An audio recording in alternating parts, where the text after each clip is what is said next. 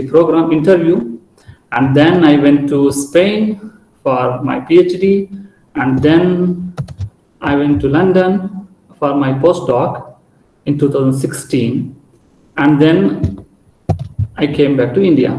So this is my overall summary of my presentation for this day.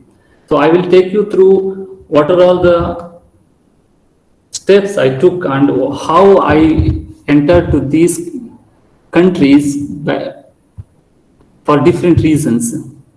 So all these international trips, what I did during these 10 years of my career are all 100% free. I didn't spend a single penny from my pocket.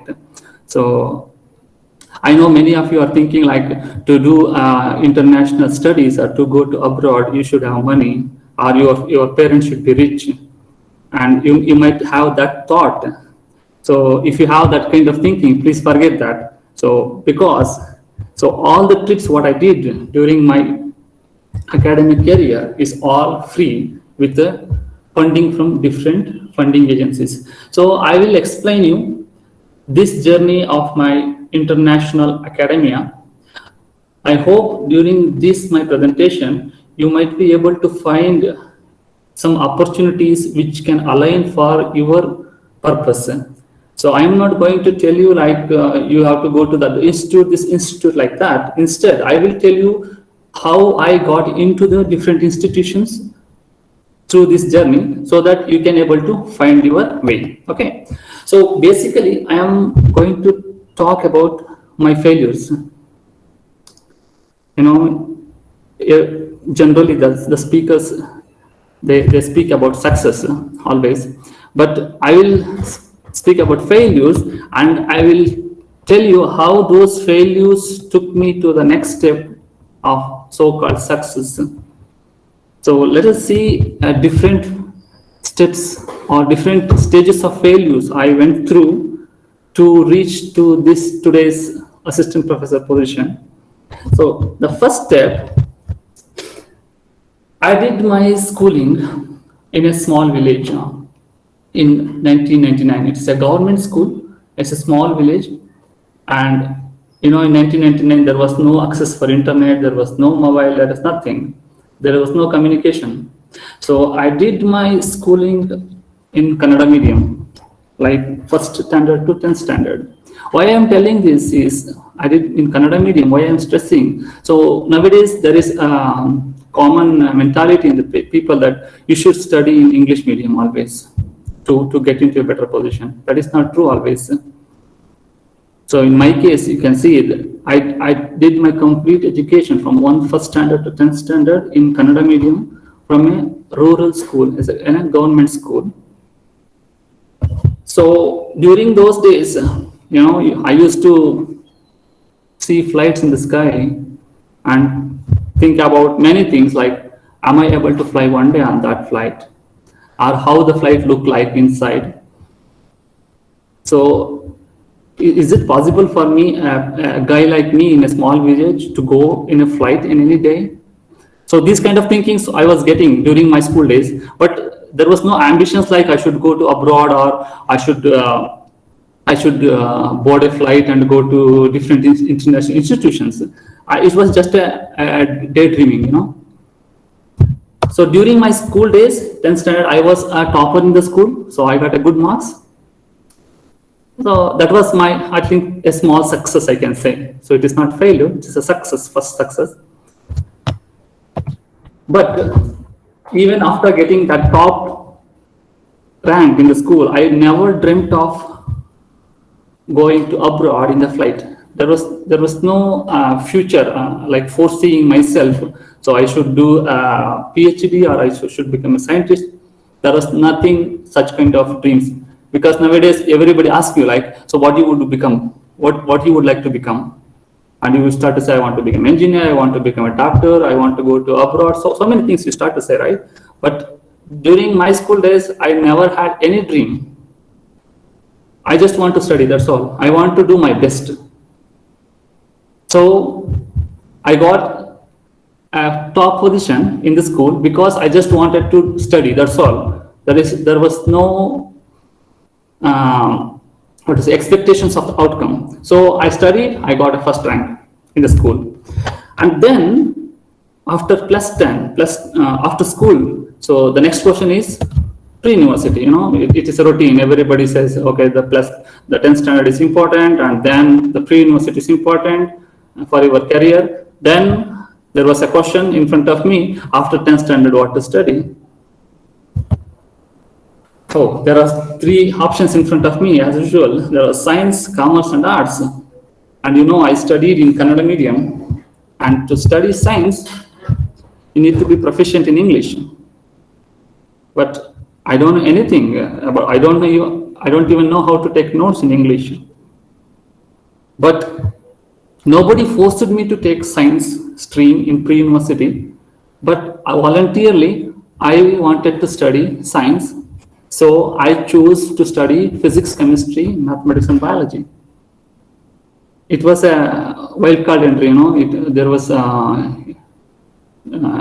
no calculated risk. I just jumped into science because I just wanted to do best. That's all. I want to do in science. So I joined science in pre-university course, and I got good marks, and I passed successfully the +2. And then again the question mark.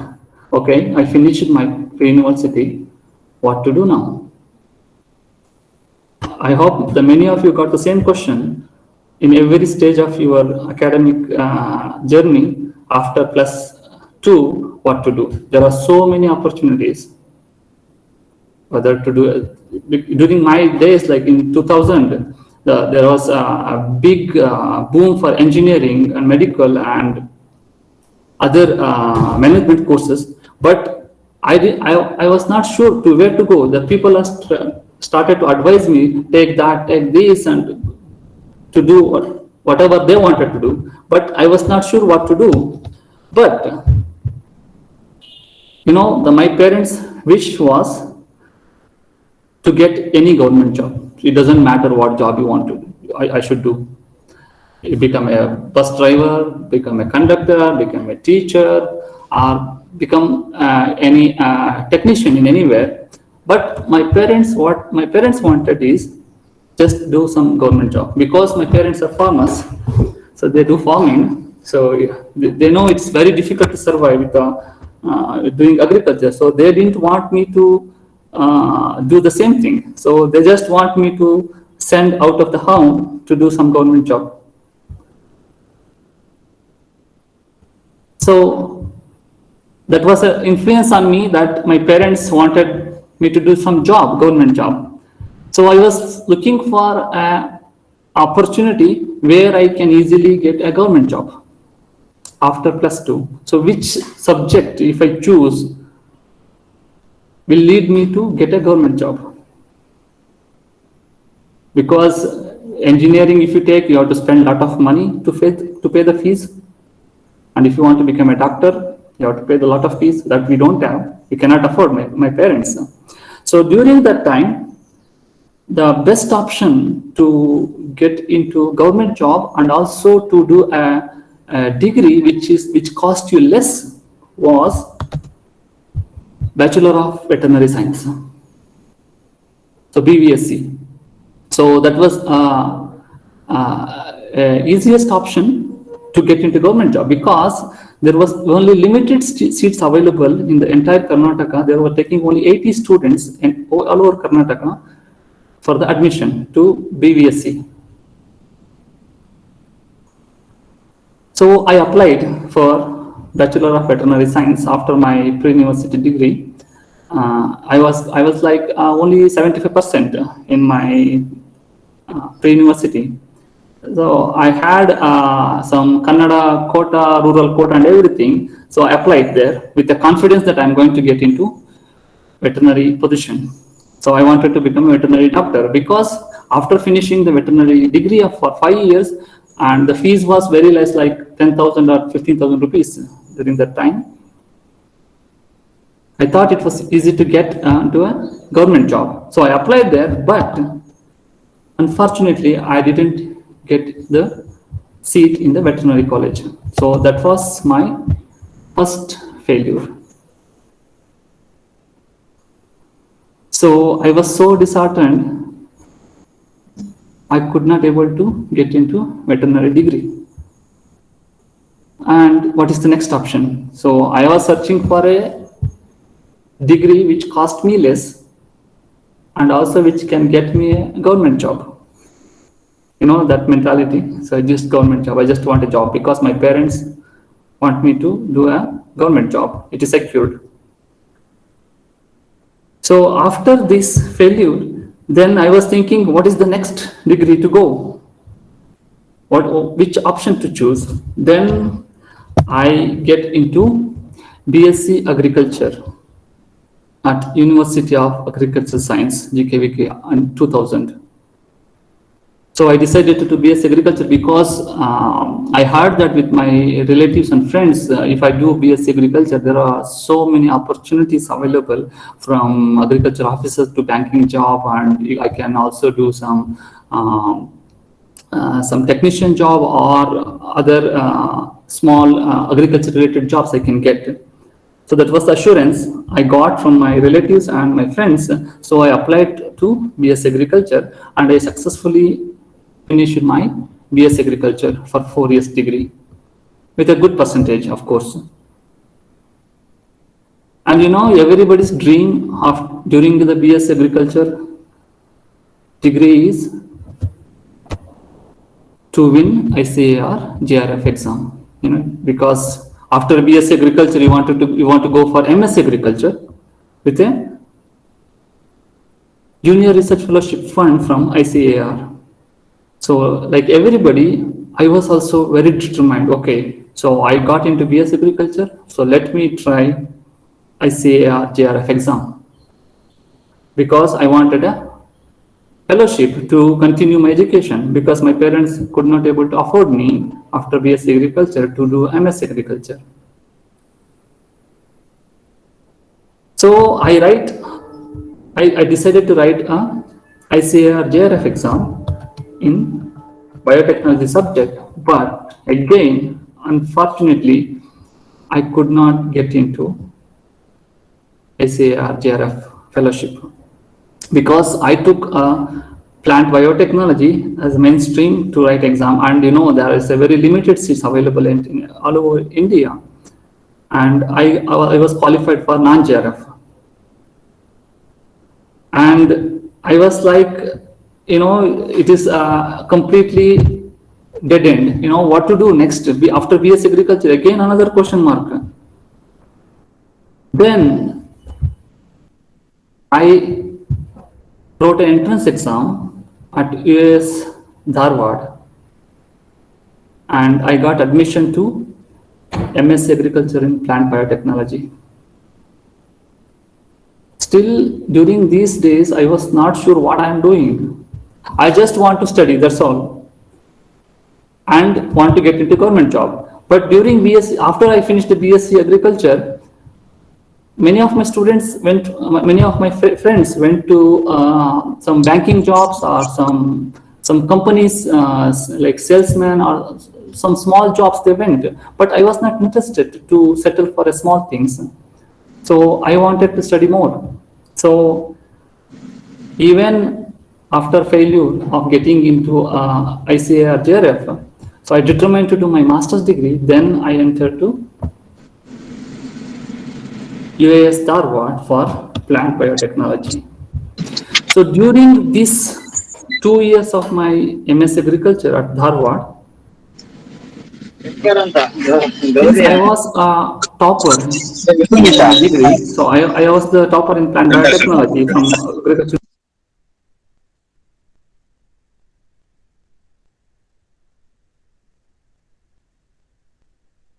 Sir, you are muted, sir.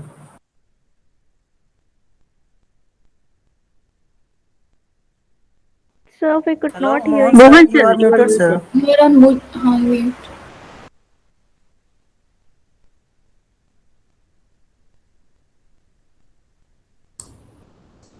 Somebody might have scanned the screen. Am I audible now? Sorry, where did I stop Yes, there? sir. Yes, sir. It's clearly visible. Audible, sir. Where did I stop? Sorry. Can somebody tell me, so from where the audio was muted? So biotechnology, you were doing biotechnology at This is the slide. This is the right slide. Okay, so This slide. yeah, so I choose to do my MS Agriculture and Plant Biotechnology at US Dharwad. So it was a beautiful experience at Dharwad Agriculture University. You know, there is a dedicated biotechnology laboratory, Institute of Agriculture Biotechnology. So it was a great fun to do master's degree at US Dharwad in IABT. So during these 2 years of my, am I audible now? Sorry. Yes, sir. Yes, sir. Okay. Yes, sir, you are audible. So during these 2 years, yeah.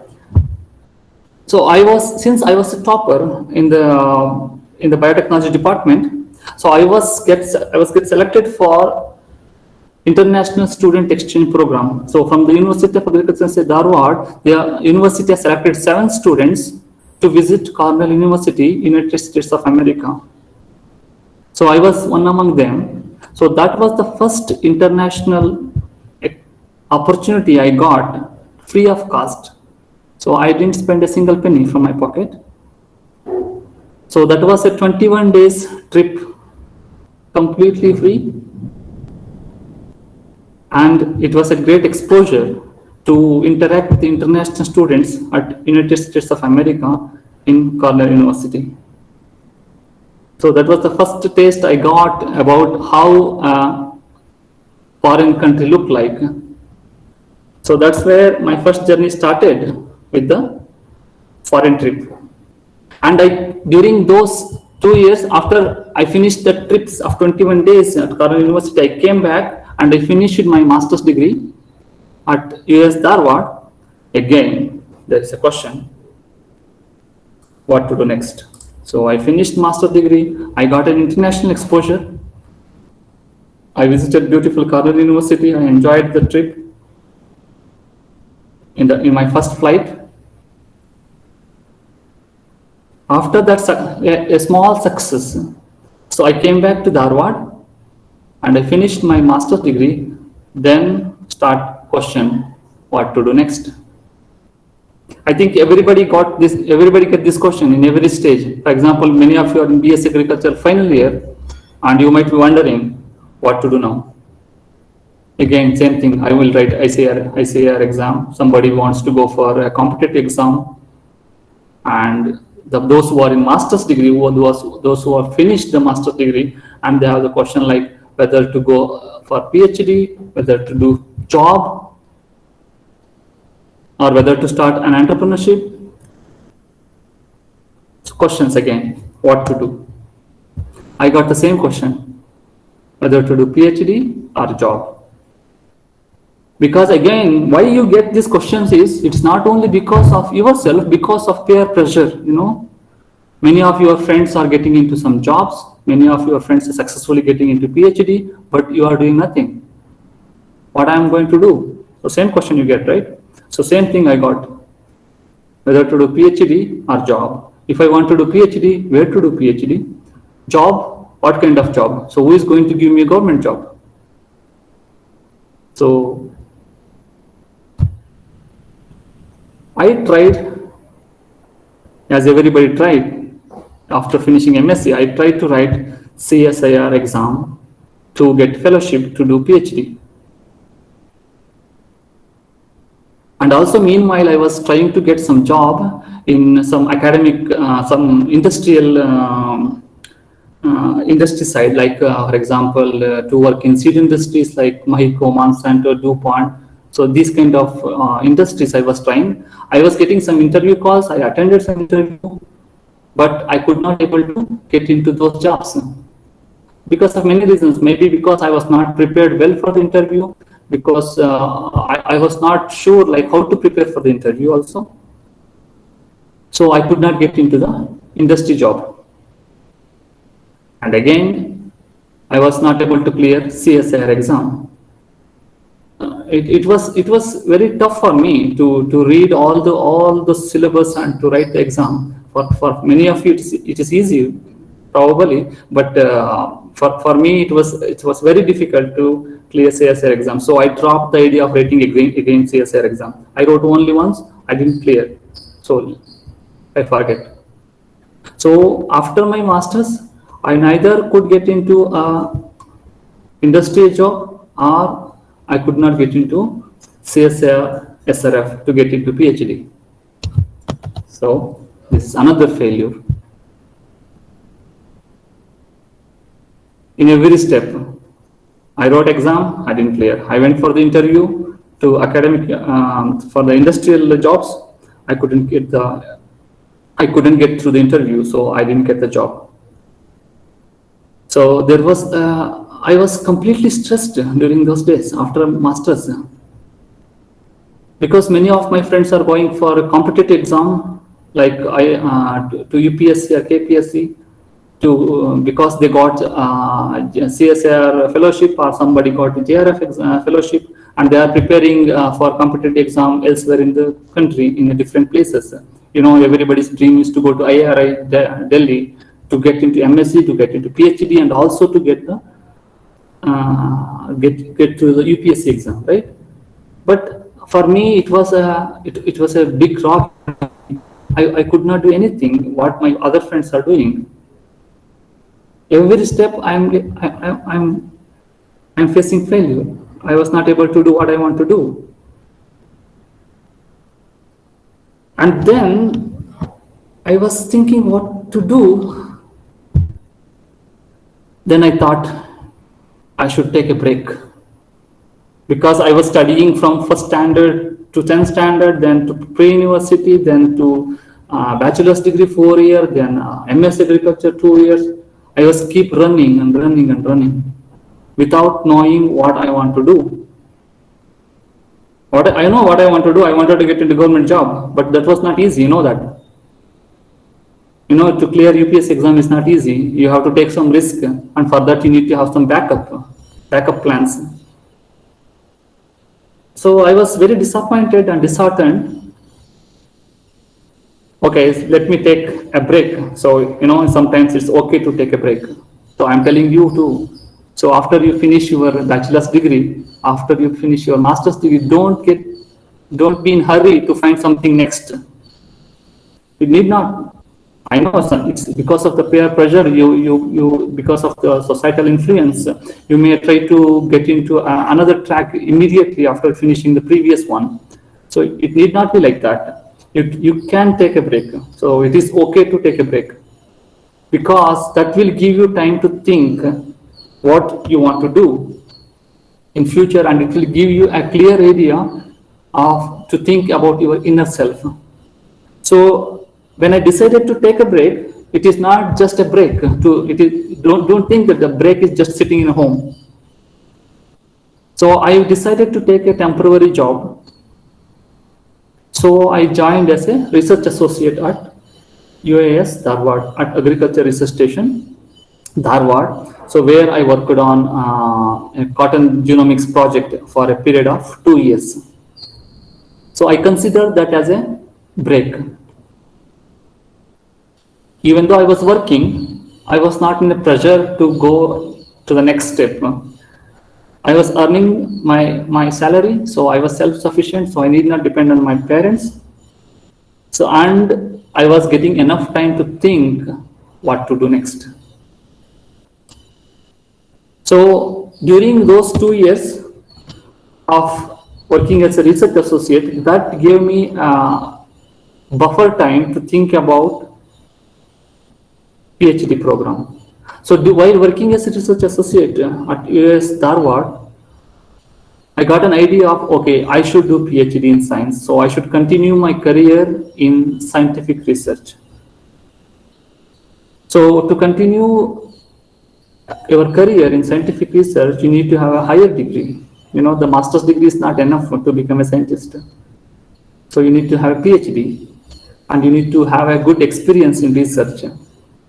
So I got an idea of doing PhD, But I already previously said I could not clear CSIR exam, so I cannot join to any national institutions to do a good PhD, CSIR laboratories. So without CSIR fellowship, you cannot join to a good laboratory. And there was an offer to do PhD at UAS Dharwad itself. But because I was working as a research associate, I could have converted my research work into a PhD.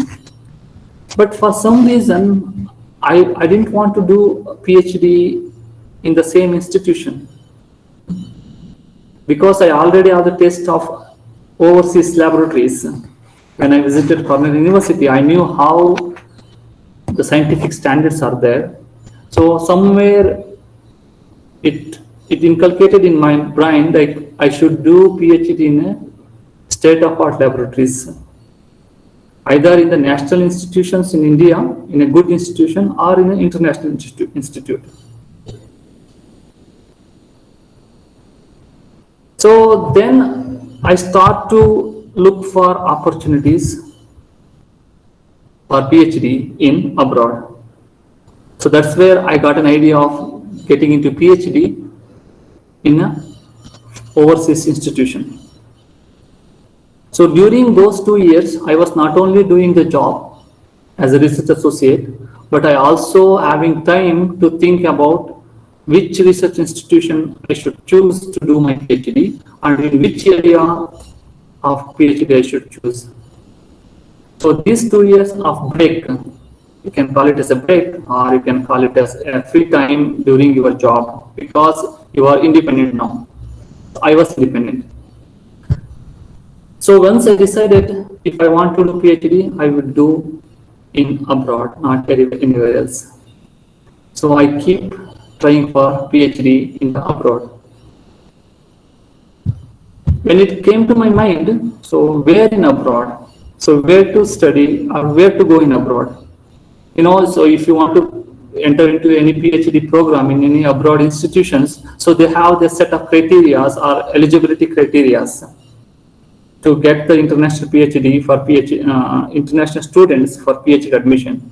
For example, if you want to go to United States of America to do your PhD degree, then you need to clear 2 exams. That is GRE, Graduate Record Examination, and TOEFL, that is English Language Proficiency Test. So apart from your degree, you need to clear these 2 exams to get into PhD in United States of America. And also, it is again 5 years. You have to spend 5 years time to get PhD. So that I didn't want to spend that 5 years. I had only 3 years in my hand to do my PhD because I already spent my 2 years after my master's. I didn't want to spend another 5 years. So that is one requirement in United States. And again, in England, if you want to go to England, so you need to require to clear a TOEFL exam. Again, it is an English proficiency test. So you have to prove that you are proficient in English. And if you want to choose to go to Australia, then you have to clear another exam called IELTS. Again, it is an English proficiency test to prove your English proficiency. So I was not interested to clear any of this exam. I was lazy. I didn't want to write any other exams because I already failed to clear CSIR exam. So you need not take that kind of decision. So I am telling my story. So many of you may be like me. So you don't want to clear any other exams. You just want to take your degree further. So since I was so lazy to take any GRE or TOEFL exam or IELTS exam, I excluded these countries to consider for PhD program. I don't want to go any of these countries. Then where to go? United States of USA, England, Australia, no. So the left with other European countries. So either Germany, Italy, Spain, Sweden, Switzerland, or France, or any other European countries. I knew that in these European countries, you need not give any exams. Your master's degree and your little bit previous research experience is sufficient to apply for PhD program in these countries. So how did I know about these things? No mentor was there to teach me like which country to go. It is all self-taught. So during the 2 years of research associate at US Dharwad, apart from doing my research, I was also doing these kind of searching and listing the countries where I am eligible to fit in to do PhD. So finally, I shortlisted these countries to go for PhD. So once I was clear about which country I wanted to go, then I started to apply for different PhD programs in different countries all over Europe, you know. And again, another advantage of applying in the European countries for PhD program is you need not pay any application fees. So these are all online programs. So you can apply application online in your home, and you need not send any of your application hard copies. It's like in United States, if you want to go to PhD, you have to send hard copies and you have to pay the application fees. So many restrictions in United States. But in European countries, they are very open.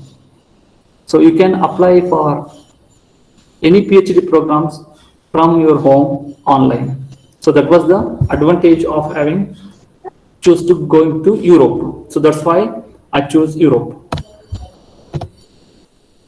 So in Europe, which, you know, when I say Europe, Germany, Spain, and Italy, and all these things, so in every country there are different institutions, different universities. Like in India, you have US Dharwad, US Bangalore, IIRI, ACAR, ICRISAT, so many institutions. But which institution to choose and how to choose? So that was another question again. So I chose the country, but which institution in which country I should go? Then what I did, a simple search in Google. So I was searching for international PhD programs open for everybody.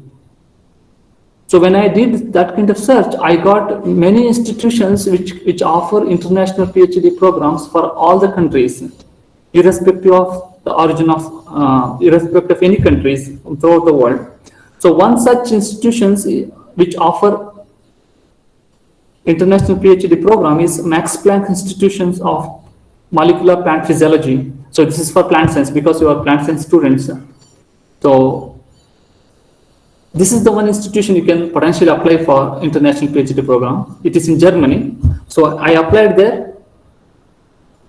And also I applied to another funder, that is DAD scholarship. It is exclusively for German universities. So you can apply for this fellowship, DAD. So you can, after you get the fellowship, you can choose any institutions in Germany to do your PhD.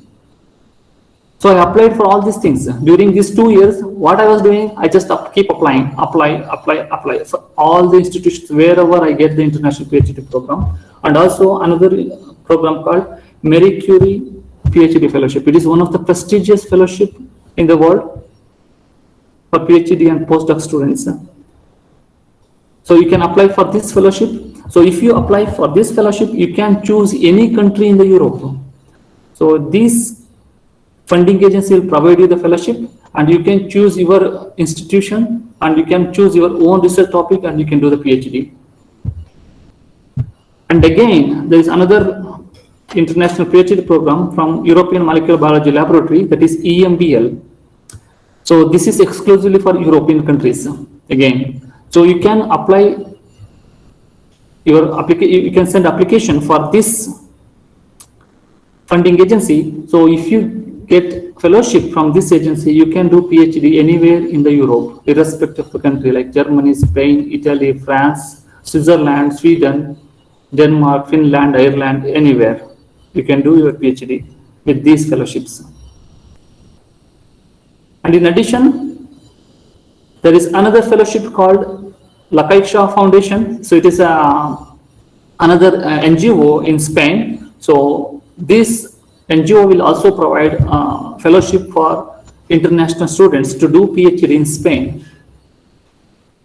And again, the Umeå University from Sweden also provide fellowship for the PhD students. So I applied for all these institutions in these 2 years. I didn't leave any opportunities, any application deadlines everywhere. You know what? At the end of 2 years, I didn't get into any institution. Complete failure. Imagine my situation. I finished my master's. I am working as a research associate. I already finished 2 years, but I didn't get into any institution. But I want to do PhD in abroad. And during that time, my friends and my family started to give suggestions. Why are you wasting your time? What are you going to do? Just get into some job, or just do PhD here. So you see that guy is doing PhD here. They are already finished, and you are just here. This kind of peer pressure you get everywhere. I was also getting the same thing. I was under complete stress at the end of the second year of finishing my contract. It is a contract job. This research associate is only for a stipulated period. So once the project finishes, you will be terminated. So my project was also finishing, and I was also not getting any PhD position abroad, and I already failed to clear the CSIR exam. Failure, every step. One fine day, fortunately, I got an interview call to attend in person at Max Planck Institute, Germany for PhD program. So that was a small ray of hope. At the end of the second year, I got an interview call. You know how this works, this PhD selection process. You have to apply for PhD, then they will shortlist, and then they will shortlisted candidates will be called for the interview. There they will select only like 5 to 6 students out of 500 applications. So such a rigorous process happens during the PhD selection at international institutions. So in the Max Planck, so there were like 600 applications, and out of 600 they called 30 students all over world for the interview to Germany.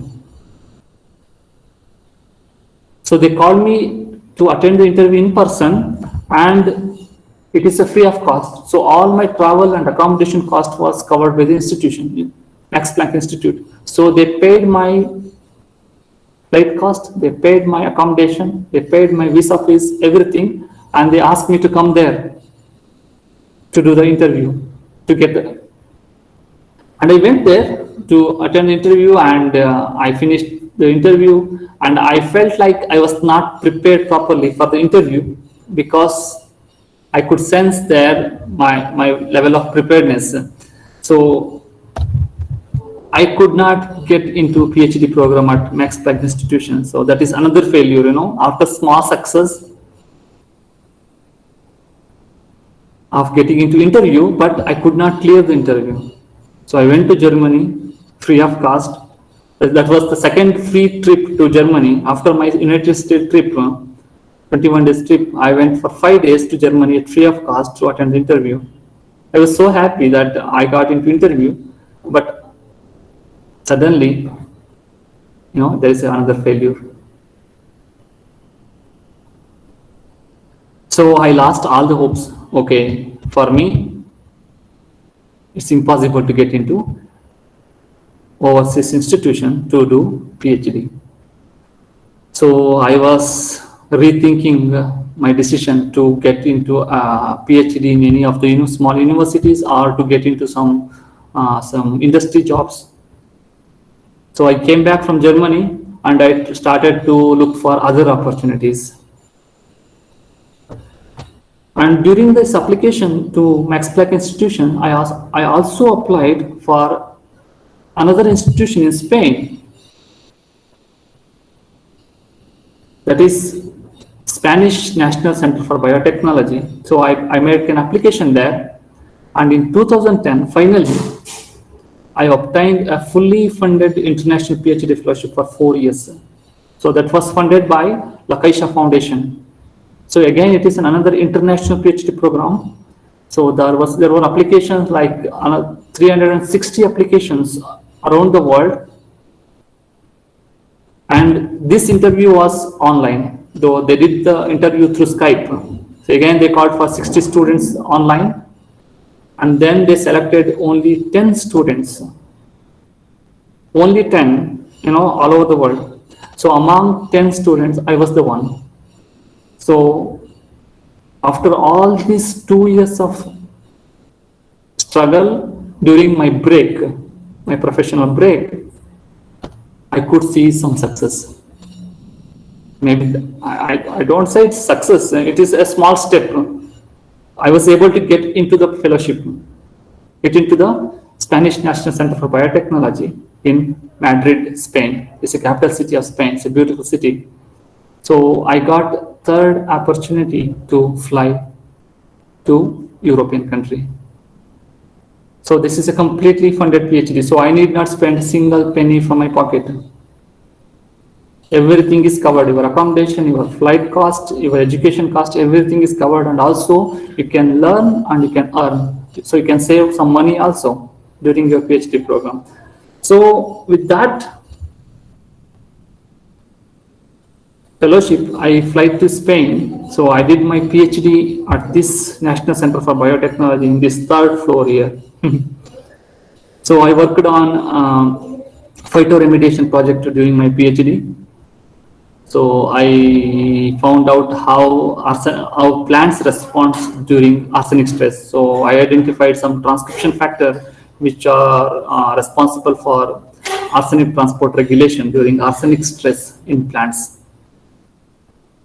So after this small success, again, after 4 years of PhD in Spain, again a question mark. So after finishing PhD, what to do? There is no guarantee job, because just because you did your PhD in an international institution, so nobody will guarantee you that you please come here, we are going to give you a job. So I have to find next step in my academic career to further continue my scientific research. So I was looking for postdoctoral research position. So after PhD, to gain more research experience in science, I was applying for different research institutions again to find a postdoc, but no single application was successful. So even after a successful PhD, there was a failure. So I was not able to get into postdoc after many applications. So I was determined to get into postdoc in abroad institution in any European country again. So after determined applications for another, I spent another 6 months there after my PhD. Then I get into a postdoctoral research position in Warwick University in United Kingdom. This is one of the top 10 university in United Kingdom. The top 1 and 2 are Cambridge and Oxford universities. So in the United Kingdom, this is one of the top 10 university, Warwick University. So in this university, I got a 2-year postdoctoral fellowship. So to do my postdoc research. So here I worked on plant micronutrient absorption mechanism in model plants. And I published my papers in a very good impact factor journal. And after I finished my postdoctoral research from United Kingdom, and after living in different countries, and during these time, so I visited most of the European countries. So I went around the European countries for a tour and to have holidays. I spending luxurious life. I can say it's a luxury for me. So yeah. So after spending luxurious life in these countries, European countries, I finally came back to Mysore in 2019. Now currently I'm working as assistant professor at JSS University. So this is my 8 to 10 years of my journey. So which you can say, different levels of failures at different stages took me to a small success. I don't say the success now what I'm now is a successful position. So I don't want to portray like that, because success is not a destination, it's a journey. So success is a journey, it's not a destination. So you keep going in your life. So there is no single point where you can say I am successful. So after one success, there will be failures, there will be ups and downs. So you have to keep going in your life. So you need not stop at one failure saying that, okay, I am not able to do anything. So what you have to do is you have to keep working and keep exploring the opportunities in front of you, and just keep in mind, you have to do always best. So the rest you will be taken care. So with that, I finished my small journey. Thank you very much.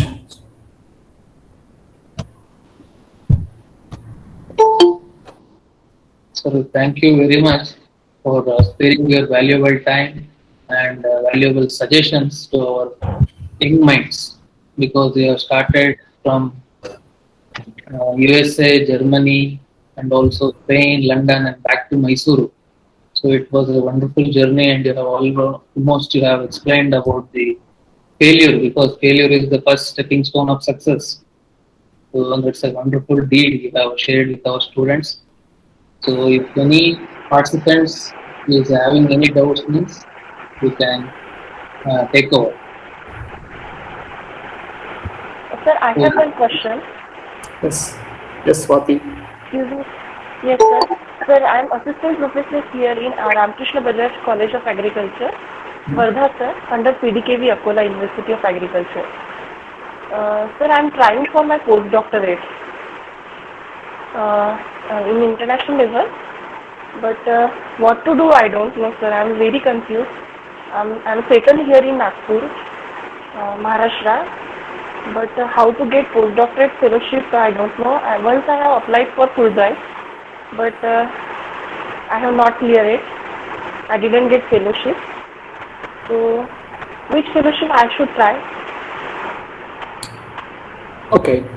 So again, so to get into postdoctoral position in overseas institution, so first we have to accept that it's very competitive. Yes, sir. So very competitive means for that you have to prepare your CV accordingly. CV means you should have a very good research experience, and you should have at least 2 to 3 high impact research articles. And you should know what do you want to do in your postdoc. Yes, sir. So once you are clear about what do you want to do, like what kind of research you want to do in postdoc, so you have to look for a laboratory which are doing a similar kind of research which align to your interest. Okay, sir. So then you have to approach that laboratory and you have to explain them why you are interested to do postdoc. And once you establish that contact, then you can apply for different postdoctoral fellowship. Okay, sir. So if you have a good publication history, so that is well and good. So to establish a contact. Otherwise, no PI will respond usually. They are so busy. Okay, sir. Sir, actually, what is my problem? It is that I have published a paper on my PhD research, but the thing is, I couldn't find such type of research institute that my topic it is a pesticide residue effect on molecular level of plant. The So- residues are remaining. I have tried, but I couldn't find. See, you may not find an exact topic of what you are doing. So what you can do, you have to find a nearest topic of the researcher who is doing more or less similar kind of research, and you have to align your research interest to their laboratory objective.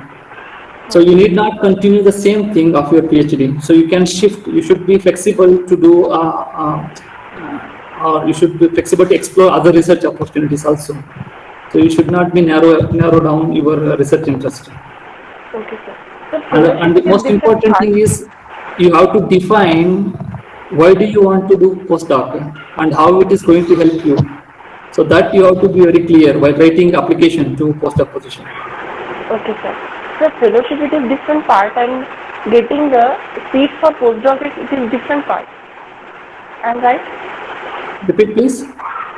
So fellowship it is different part for postdoctorate and getting seat for the postdoctorate in different research institute that is different part.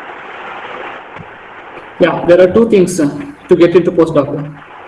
So one is you can directly approach the laboratory. For example, if I am the principal investigator, so if you want to do postdoc in my laboratory, you are going to approach me directly. Okay. So you are going to ask whether I have a position for postdoc.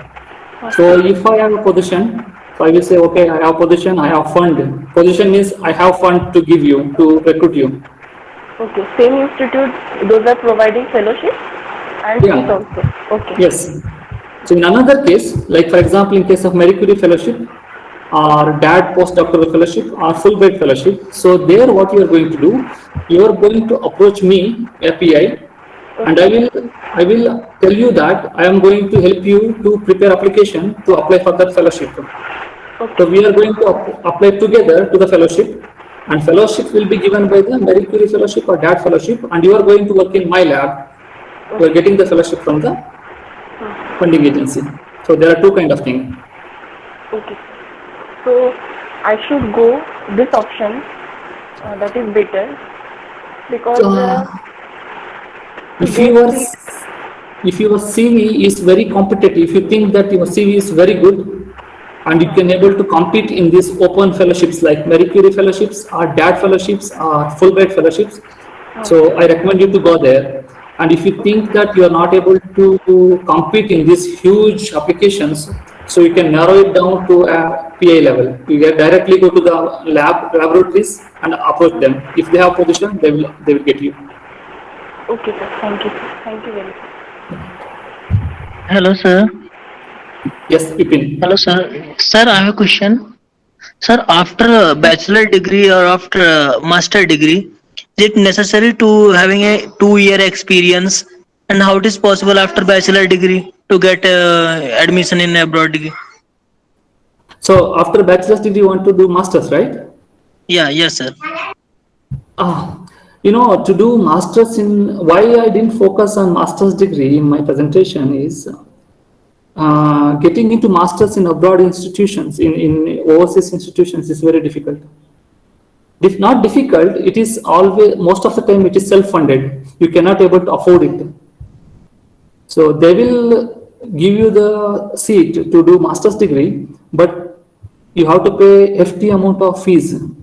It is very, very expensive to do master's degree in abroad. So if you are a wealthy family and if you are able to get some loan from the bank and you can do a self-funded master's degree, but I generally do not recommend that. But there are some other opportunities like to do masters. Okay, let me share my screen. Like just one. For example, if you are really interested to do master's degree in abroad, so there is an where am I? Can you see my screen? Yeah, yes, sir. Yes, sir. Can you see this one? Yeah, great scholarships, the University of Warwick. Yeah, so this is one of the fellowship offered by Warwick University exclusively for Indian students. So I think now the application is closed. So you can apply for this kind of fellowships to do masters. So what they will do, you can see here, they will give you 15,000 pounds of fellowship per year. But the thing is, the application fees, the admission fees itself is very expensive. So Okay, sir.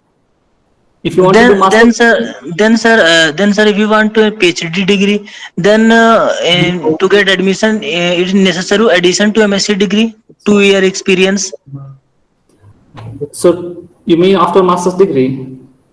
Yes, sir. In addition to master degree, necessary to having 2-year experience. Not necessarily, unless you have a very good experience of research during your master's degree. For example, you do master's degree for 2 years and you publish a very good research paper in a high impact journal. And if you can prove that you have sufficient experience to do an independent research during your PhD, that is enough. But it is recommended to work as at least 1 year as a research assistant or a technician in a very good laboratory to get hands-on experience and also to get exposed to research. Then you will have an idea of why do you want to do PhD and how to write a research proposal. So those kind of experience you will get after you finish your master's degree and while you are doing your 1 year break, you know. But it is not mandatory to take a break. That depends on individuals. You know why I took a break? I hope you heard there. So that 2-year break I took, I was taking break and also I was improving my CV. You know, I was getting a research experience and I was also getting experience of how to write an application and all those things. So that you will get after you finish your masters, because during your master's. Sir. Yes, sir, we are running out of time, so yes, please, sir. next speaker is waiting. Okay, thank you, sir. So participants, you may have the sir's email ID at the end of today's session, and you can interact through email. So now I would request our beloved student, Ms. Parvati, to take over from here. Yes, sir. On behalf of the university and the college and all the participants who are actually participated in this session, my heartfelt thanks to the special and eminent speaker of this program, that is Dr. Mohan TC sir. Thank you so much, sir, for sharing the most worthful information and your story with us. It's really interesting. Once again, thank you so much, sir, for making this event a success. Thank you, Parvati. Thank you, sir. Thank you very much, sir. Thank you, Sridhar. Yeah, Thank you, sir. Thank you so Dr. much. Sridhar, please give me 1 minute. Hello? Dr. Sridhar, can I interact Yes, sir. with Yes, Professor sir. Mohan? Dr. Mohan, Yes, sir. your Yes. work is wonderful. Really path-breaking achievement that you have done, and it is a very good. You are the source of inspiration for our younger generation, especially graduate students from the Indian universities. And actually, I am speaking from College of Forestry. I am a faculty at the College of Forestry here. And many of my students also gone abroad for higher studies in forestry sciences. And by hearing your stories is really inspiring, and achievements are really fantastic. You are the source of inspiration. Thank you so much for giving very good information and various avenue for them to go for higher education. Thank you. Thank you, sir. Thank you, Mohan sir. Thank you, Sridhar.